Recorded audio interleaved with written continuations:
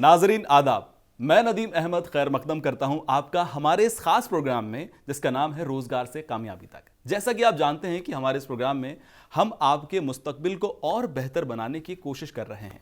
साथ ही हर बार हर एपिसोड में आपको एक अलग तालीमी मैदान से हमवार कराते हैं, साथ ही एक कामयाब शख्सियत से भी आपको रूबरू करवाते हैं ताकि उनके नक्शे कदम पर चलकर आप भी कामयाबी हासिल कर सकें।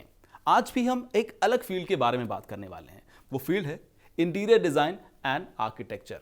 जब भी इंटीरियर डिज़ाइन की बात आती है तो लोगों को घर सजाने की बात जहन में आती है, लेकिन इंटीरियर डिज़ाइनिंग आजकल सिर्फ घरों को सजाने तक महदूद नहीं है, बल्कि ऑफिस, अपार्टमेंट्स, बंगले, शॉपिंग कॉम्प्लेक्स, इनफैक्ट छोटे छोटे कियोस्क भी आजकल इंटीरियर डिज़ाइनर की मदद से पुरकशिश बनाए जा रहे हैं। और अगर बात करें आर्किटेक्चर की, तो किसी इमारत का नक्शा कैसा होगा, वहां पर स्पेस प्लानिंग कैसे होगी, ये सभी जिम्मेदारी एक आर्किटेक्चर की होती है।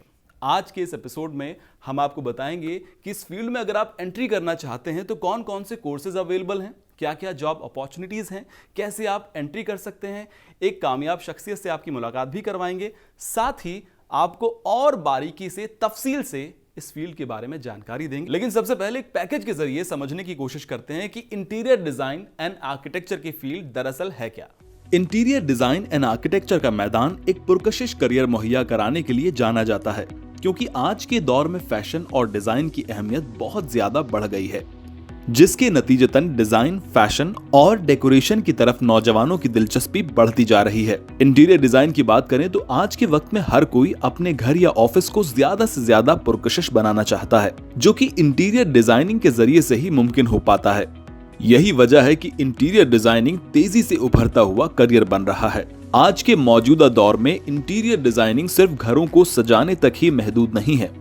जहां इंटीरियर डिजाइनिंग किसी भी जगह की अंदरूनी सजावट से मुताल्लिक है, वहीं बिल्डिंग के बाहरी हिस्से की कंस्ट्रक्शन की प्लानिंग, डिजाइनिंग और रिव्यू करना आर्किटेक्ट का अहम काम होता है। आर्किटेक्ट के तौर पर कामयाब होने के लिए कुछ नया बनाने की सोच या खुद की नई तकनीक का इस्तेमाल करना बेहद अहम होता है। वहीं घर या ऑफिस के अंदर खाली स्पेस को बेहतर तरीके से भरने की प्लानिंग करना और उसे अच्छा लुक देना इंटीरियर डिजाइनर्स का काम है। वहीं इंटीरियर डिजाइनिंग में ह्यूमन साइकोलॉजी और इमोशंस जैसे पहलुओं का भी खास ध्यान रखा जाता है। इंटीरियर डिजाइन कोर्स एक बेहतरीन करियर देने वाली इंडस्ट्री है, जिसमें करियर के बहुत सारे वर्टिकल्स हैं। इसलिए इस फील्ड में करियर ग्रोथ के इम्कानात भी तेजी से बढ़ रहे हैं। स्टूडेंट्स जो डिजाइनिंग की फील्ड में दिलचस्पी रखते हैं या नई नई चीजें सोचने, समझने या फिर किसी जगह को सजाने का हुनर या फिर कुछ क्रिएटिव करने में उनका शौक हो, तो वो इंटीरियर डिजाइन कोर्स के जरिए से अपना एक सुनहरा मुस्तकबिल बना सकते हैं। इस पैकेज के जरिए आपने काफी हद तक समझ लिया होगा कि इंटीरियर डिजाइन एंड आर्किटेक्चर की फील्ड है क्या।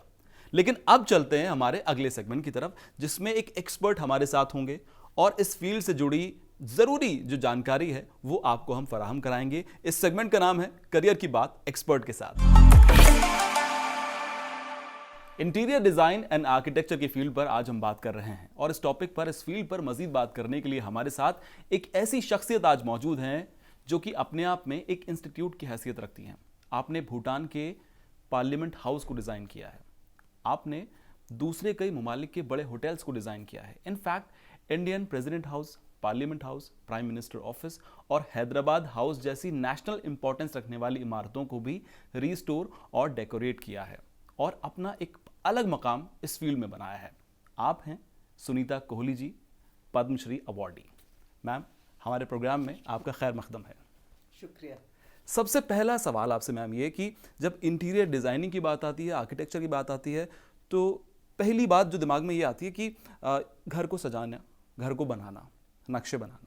लेकिन अगर सुनीता कोहली जी के शब्दों में, अल्फाजों में हम जानना चाहें इस फील्ड को तफसील से, तो वो क्या होंगे? जैसे हम लोग हैं जो इंटीरियर आर्किटेक्ट्स हैं और इंटीरियर डिज़ाइनर्स हैं, हम लोग बिल्कुल बिल्डिंग की शुरू से करते हैं, और जब उसके दीवारें खड़े हों या खड़े होने वाले हों, जिनको ग्रीन फील्ड प्रोजेक्ट्स कहते हैं, तो हम सब चीज़ में मतलब काम करते हैं। वेदर इट्स जो दिखते भी नहीं है, जैसे electricals, plumbing, air conditioning systems, flooring, और फिर आता है फर्नीचर और सॉफ्ट फर्निशिंग्स।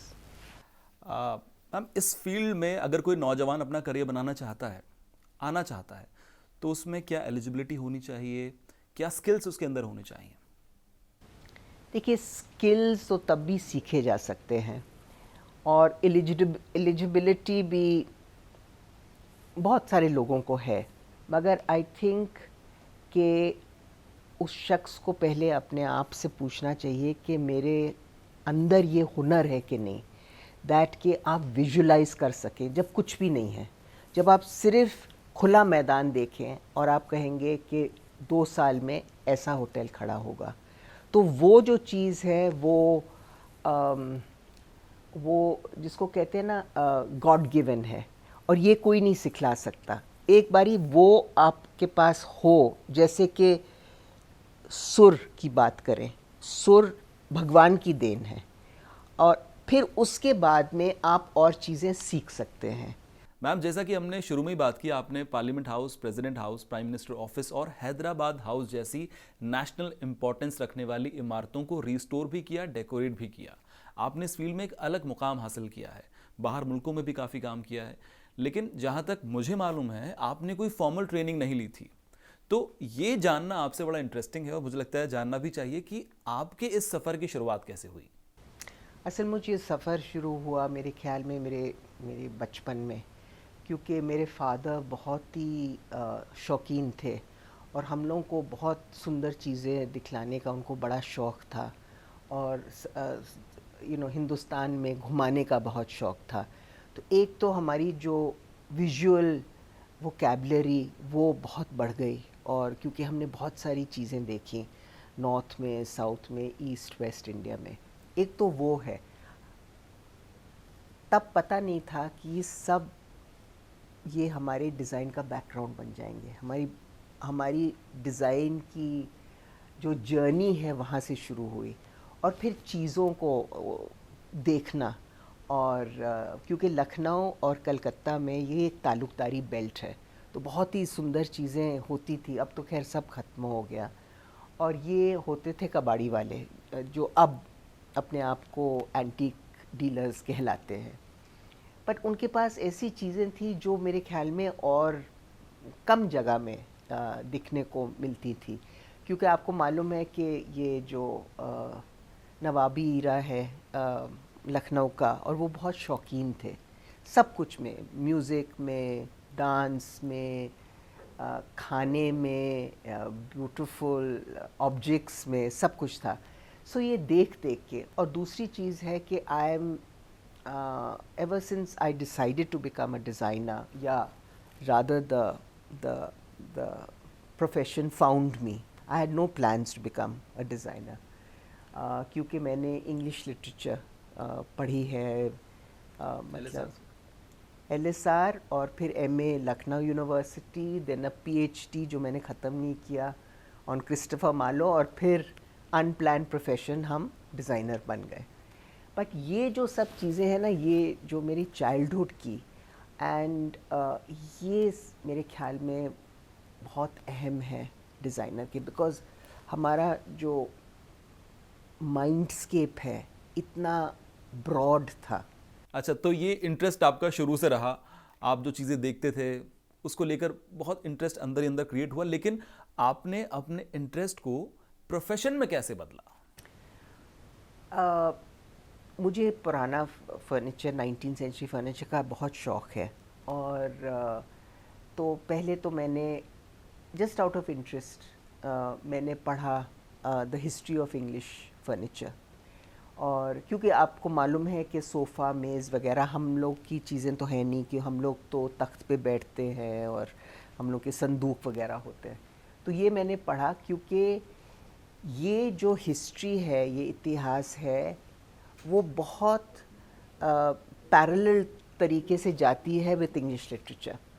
तो ये तो हमारी जो नॉलेज थी ना, बहुत तेज़ थी शुरू से, when I was in my late teens. और दूसरी चीज़ है, I learned how to be a professional restorer of furniture. और उसके बाद then I started buying furniture. पुराने 19th सेंचुरी तब मिलते थे, तब कोई कहे कि हमको भी ख़रीदवा दो ये डेवनपोर्ट डेस्क, जो मसूरी वगैरह में मिलते थे। तो देन उसके बाद में मैं उनको रिप्रोड्यूस करना शुरू कर दिया, तो वो एक छोटी सी फर्नीचर बिजनेस शुरू हुई और उससे आई गॉट माय फर्स्ट, जब फिर कुछ घर करने को मिले, क्योंकि आप फर्नीचर बना रहे हैं तो आप घर भी कर लीजिए। फिर मेरा पहला होटल था ओबरॉयस के लिए खजुराहो में, और वहाँ से उसके बाद में I think I never looked back. और उसके बाद 1992 में गवर्नमेंट ऑफ इंडिया की तरफ से आपको interior design and architectural restoration में आपके नुमाया काम के लिए आपको पद्मश्री से भी नवाजा गया। चलिए, बहुत अच्छा सफ़र आपने तय किया। लेकिन हम यहाँ पर यह भी जानना चाहेंगे कि आपने दूसरे ममालिक में बहुत काम किया है, उसके बारे में कुछ बताइए। जो पहला होटल था जिसको ओबरॉयस का था, but for the Iraqi government, तब ये कॉमनवेल्थ कॉन्फ्रेंस वहाँ होने लगी थी बगदाद में, तो वो था, बहुत बड़ा होटल था। तो वो मगर हम ख़त्म नहीं कर सके क्योंकि वो जो वॉर आ गई। तो फिर जो हमने पहला होटल किया था वो इजिप्ट में था, और वो होटल मतलब it was very well appreciated. It was inaugurated by the then Vice President of Egypt. And you know, in my profession, you're only as good as your last project. कि ये नहीं है कि आपको मेरी शक्ल अच्छी लगती तो आप मुझे काम दे देंगे, ऐसे होता नहीं है। आप मुझे तब काम देंगे कि what is it that I can produce, what are my capabilities. So that is, one project leads to another and another and another. So that's how my life has been. But I worked very hard. लेकिन आपने कोई formal training नहीं ली, आपका वो जज्बा शायद कुछ और था, वो दौर भी कुछ और था। लेकिन आज के दौर में अगर कोई नौजवान इस फील्ड में आना चाहता है तो क्या किया जाए? कौन कौन से कोर्सेज अवेलेबल हैं, उनमें एंट्री कैसे मिलेगी? कोई एंट्रेंस होगा या कट ऑफ निकलती हैं? क्या एलिजिबिलिटी क्या है, किस स्टैंडर्ड के बाद शुरू किया जा सकता है? I think after the 12th, और इसके लिए मार्क्स वगैरह इतने इम्पोर्टेंट नहीं होते। You have to be basically, I think 50% is a cut off. और अब बहुत सारे इंस्टीट्यूशंस हैं, but do we have architecture में you have the SPAs and you have CEPT in Ahmedabad, and these all excellent institutions. But abhi bhi in institution, firstly I think today, in today's world, you must be qualified. Whether you are, देखिए हमारा ज़माना अलग था, there were no interior designers and there were no interior designers who were working internationally. So, and this happens because of something you've done which is appreciated, फिर गाड़ी आगे बढ़ती है। बट आजकल के ज़माने में ये सब नहीं हो सकता। एंड और आजकल ये भी है कि you know, everybody wants to become the star designer और द स्टार आर्किटेक्ट। ऐसे होना नहीं चाहिए। You have to be sincere to your work. I mean, I am very deeply research based. Ma'am, आपने अभी कोर्सेज की बात करी, तो क्या एक ही कोर्स होता है इंटीरियर डिज़ाइनिंग का या आर्किटेक्चर का, या बहुत सारे उसमें फील्ड्स हैं अलग अलग? इंटीरियर डिज़ाइनिंग अलग, रेस्टोरेशन अलग, आर्किटेक्चर अलग, मतलब इस पे आप थोड़ी रोशनी डालिए। अच्छा, नहीं, अलग अलग फील्ड्स हैं और अलग अलग, जैसे आर्किटेक्चरल कंजर्वेशन एक कोर्स है, आर्किटेक्चर एक कोर्स है, और आर्किटेक्चर में भी आप लैंडस्केप आर्किटेक्ट बनना चाहें वो भी अलग है, इंटीरियर डिज़ाइन का कोर्स वो अलग है। और यहाँ पे मगर द बिज़नेस ऑफ डिज़ाइन नहीं सिखलाया जाता, जैसे कि पार्सन्स न्यूयॉर्क में सिखलाया जाता है।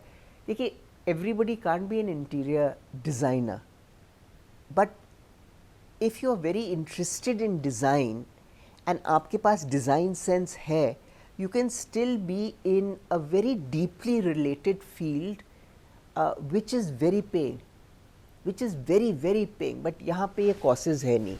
And also I think यहाँ पे जो चीज़ जिसको importance नहीं दी जाती is history and literature and the humanities, because it's that whole person that you create, that whole persona जब आप बनाएंगे, तभी आप मेरे ख्याल में अच्छे इंटीरियर। मैम, आप school of planning and architecture की चेयरपर्सन भी रही हैं। किस तरह से ये इंस्टीट्यूट आजकल के नौजवानों को हुनरमंद बनाने में एक अहम रोल अदा कर रहा है? ये इंस्टीट्यूशंस बहुत इम्पोर्टेंट हैं, क्योंकि जब तक ये इंस्टीट्यूशंस नहीं होंगे और बहुत बढ़िया तरीके से नहीं होंगे, तब नौजवानों को कोई अपॉर्चुनिटी नहीं मिलेगी ये स्टडी करने, आर्किटेक्चर स्टडी करने का।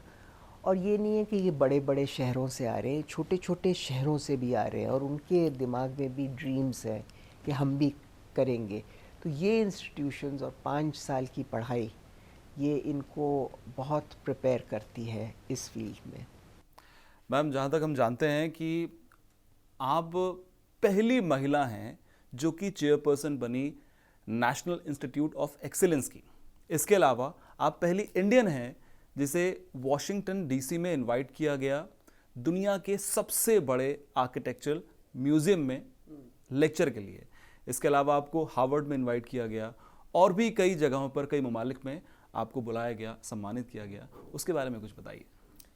देखिए, पहली बात तो ये है कि आई एम डीपली ऑनर्ड कि मुझे ये सब चीज़ें मिली, and I am really humbled by that from very small beginnings, as you yourself said, I'm not trained and then I get invited के मतलब हम आर्किटेक्चर डिज़ाइन या आर्किटेक्ट्स के ऊपर हम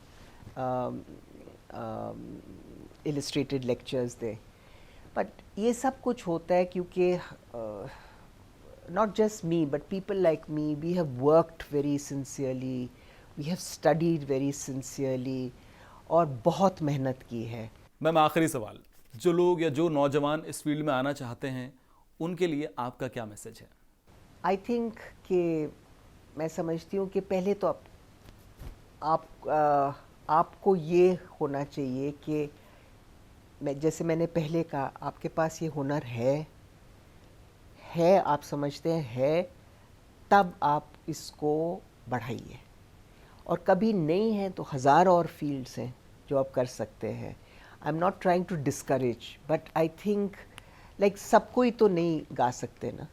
सेम थिंग विद डिज़ाइन, सब कोई नहीं डिज़ाइनर बन सकते। मतलब of a certain, yes you can become a drafts person, but can you design, can you become that great architect? ये हुनर की बात है। तो सबसे पहले आपको ये पहचानना है कि आपके अंदर वो हुनर है या नहीं।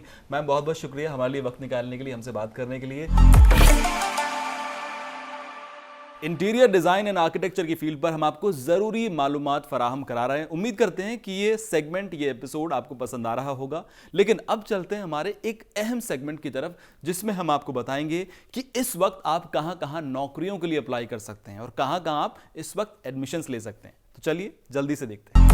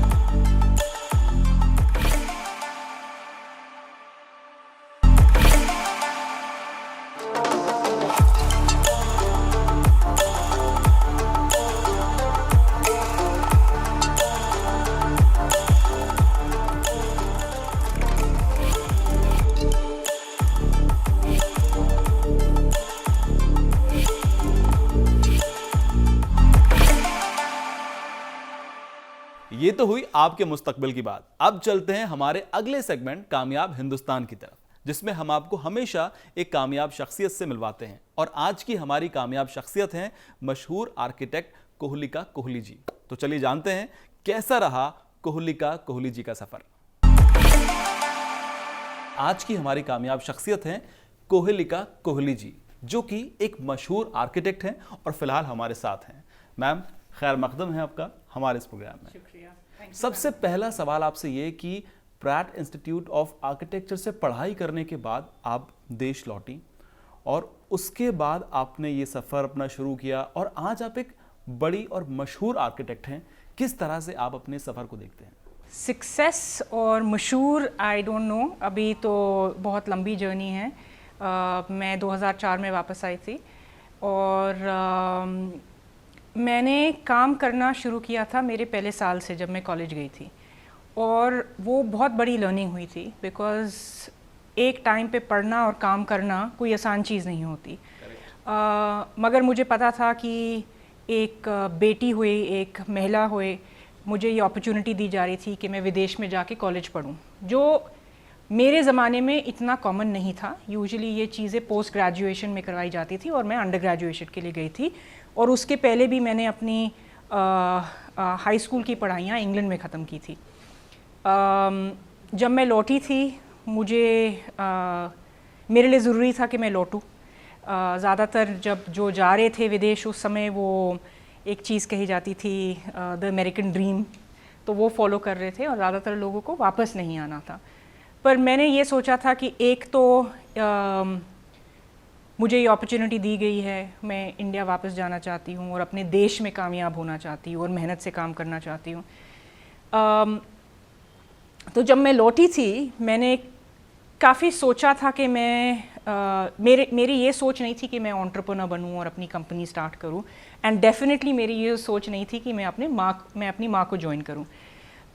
उस समय मेरी मदर एक सेलिब्रेटेड डिज़ाइनर थी और उनने देश और विदेश में बहुत काम किया हुआ था, मगर वो उनकी जो खूबियत थी वो डिज़ाइन और रेस्टोरेशन में थी, और मैं जो करना चाहती थी वो आर्किटेक्चर और फर्नीचर में करना चाहती थी। क्योंकि मैंने विदेश में काम किया था काफ़ी लोगों के लिए, जब मैं वापस आई थी मुझे वो अपॉर्चुनिटी नहीं मिली किसी से मिलने के लिए उस समय, जिसके साथ मैंने सोचा कि मैं उनके लिए काम करके बहुत सीख पाऊँगी। तो मैंने एक पागलपंती जो कहते हैं कि मैंने डिसाइड किया कि मैं अपने आप ही शुरुआत करूँगी, और फिर मैंने अपनी आर्किटेक्चर कंपनी खोली, जो काफ़ी मुश्किल था बिकॉज़ उस समय एक औरत होना और एक कम्प्लीटली मेल डोमिनेटेड फील्ड में काम करना कोई आसान चीज़ नहीं थी। तो मैंने काफ़ी लोगों के लिए, किसी के लिए गार्ड हाउस, किसी लिए एक छोटी सी फैक्ट्री, किसी का एक बाथरूम, शुरुआत ऐसे हुई थी। और मैंने ये थाम लिया था कि मैं किसी को नहीं बोलूँगी कि मेरी माँ कौन है जब मैं काम करने जाऊँगी, तो अपने बल पे जो काम मिलेगा उसी से शुरुआत करेंगे। 2004 में आप लौटते हैं, उसके बाद कोहलिका कोहली आर्किटेक्ट्स के नाम से आप एक कंपनी शुरू करते हैं और आज आप काफ़ी अच्छा कर रहे हैं। किस सोच के साथ आपने ये शुरू किया था? अपॉर्चुनिटी थी कि मैं अपनी माँ को ज्वाइन कर सकूं, पर मैंने ये थाम लिया था कि मैं अपने बल पे पहले खड़ी होंगी कि मैं क्या दे सकती हूँ। Even if I join my mother, मेरी खासियत, मेरा कंट्रीब्यूशन उस कंपनी को आगे बढ़ाने के लिए क्या रहेगा।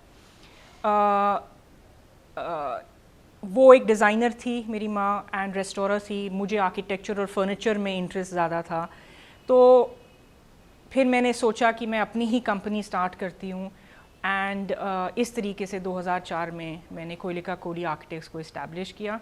और कोई काम छोटा नहीं था, हर किस्म के काम किए हमने, एंड लकीली किस्मत ने भी सपोर्ट दिया है, लक ने भी सपोर्ट दिया है, एंड आज हम हैं जहाँ हम हैं। आपको क्या लगता है कि हमारे देश में विमेन एंटरप्रेन्योरशिप को बढ़ावा देने के लिए क्या क्या कदम उठाने ज़रूरी हैं अभी?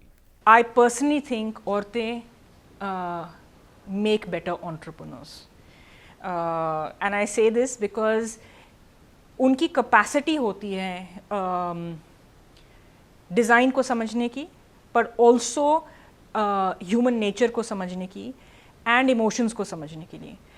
To be a good designer and architect you have to, मैं आपको पहले बोल रही थी ना कि पार्टली हमने साइकोलॉजी भी सीखनी पड़ती है, so you have to be a good psychologist as well as a good designer. And I feel कि women have an upper hand in this profession. आपको क्या लगता है कि आज हमारे देश में डिज़ाइन इंडस्ट्री के सामने कौन कौन से चैलेंजेस हैं? सबसे बड़ा चैलेंज है कि यहाँ कोई प्रॉपर रेगुलेशंस नहीं है जब आप कंस्ट्रक्शन करने जाते हैं. हर कोने में मुड़ेंगे तो आपकी जो गाइडलाइन है वो बदलते रहेगी एंड वो मैनिपुलेट भी होते रहेगी. अगर आप सिटी जैसे एक न्यूयॉर्क के बारे में सोचें या लंदन के बारे में सोचें, हर सिटी को कंपार्टमेंटलाइज किया जाता है एंड उसकी हिस्ट्री देखी जाती है एंड उसके मॉन्यूमेंट्स जो एग्जिस्ट करते हैं वो देखे जाते हैं एंड फिर डिसाइड किया जाता है कि यहाँ क्या बन सकता है और क्या नहीं बन सकता और किस किस्म का आप बिल्डिंग बना सकते हैं. यहाँ आप दिल्ली में घूमेंगे तो एक जगह लगेगा कि स्पेनिश विला बन गया है, उसकी बगल वाली कोठी लगेगी कि वो उनने ताजमहल बना दिया है, फिर तीसरी वाली कोठी लगेगी कि वो न्यूयॉर्क से न्यूयॉर्कर ने डिज़ाइन किया हुआ है. ये चीज़ गलत है क्योंकि हम क्या कर रहे हैं, हम अपने सिटी को बर्बाद कर रहे हैं और उसकी जो खूबसूरती है वो भी बर्बाद कर रहे हैं. एंड अब तो ये इंडिया में ये भी आ गया है कि आपको आर्किटेक्चर प्रैक्टिस करने के लिए डिग्री की ज़रूरत नहीं है और ये अभी पास हुआ था आई थिंक 1 साल पहले या समथिंग. ये चीज़ें बदलनी होगी. जैसे एक डॉक्टर को पढ़ना पड़ेगा और उस कॉलेज जाना पड़ेगा और उतना टाइम इन्वेस्ट करना पड़ेगा to be a doctor, it's very similar. Furniture designing में आपने क्या नया किया है और कितना कामयाब आप उस फील्ड में अपने आप को मानती हैं फिलहाल? जो K2 इंडिया है वो इवेंचुअली 2010 में मेरी मदर और मैं ज्वाइन करके हमने ये कंपनी बनाई थी. एंड ये इसलिए बनाई थी क्योंकि मेरी स्ट्रेंथ थी आर्किटेक्चर में और फर्नीचर में और उनकी स्ट्रेंथ थी इंटीरियर डिज़ाइन, रेस्टोरेशन और फर्नीचर में. वो फर्नीचर बहुत टाइम से बनाते थे. तो हमने जब 2010 में we brought all the companies under one छाता as they say, one umbrella.